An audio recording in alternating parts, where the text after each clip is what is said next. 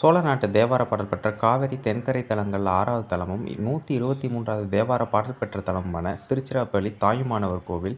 இப்போ உச்சி பிள்ளையார் கோவில்னு சொல்லுவோம். இந்த உச்சி பிள்ளையார் கோவிலுக்கும், அதேமாரி கீழ உள்ள மாணிக்க பிள்ளையார் கோவிலுக்கும் இடையில இந்த கோயில் இருக்கு. 288 படிகளை மேலே கடந்து போகணும். சம்பந்தர், அப்பர் 2மே ஒரு பதிகம் பண்ணியிருக்காங்க. சுந்தரர் ஒரு பாடல் மட்டும் பண்ணியிருக்கார்.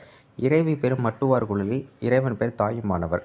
நம்ம எல்லாருக்குமே தெரியும், ரத்னாவதிங்கிற ஒரு கர்ப்பவதி பெண்ணுக்கு கர்ப்ப காலகட்டத்தில இறைவனே வந்து தாயும் சேயும் நலமா இருக்க பிரசவம் பார்த்ததுனால, இங்க உள்ள இறைவனுக்கு தாயுமானவர்னு பேரு. அதுவரை இந்த இறைவன சிவந்திநாதன்னு அழைத்தாங்க.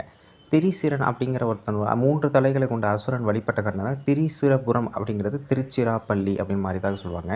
அதேமாரி இந்த கோவில்ல உள்ள அந்த கல் எடுத்துட்டு வந்தது எல்லாமே கொடும்பாலூர்லேருந்து எடுத்துட்டு வந்ததா சொல்லுவாங்க. கல்வெட்டுகள்ல சிராப்பள்ளி மலை, திருமலை அப்படின்னு சொல்றாங்க. திருமலை பெருமானடிகள் அப்படின்னு குறிப்பிடுறாங்க.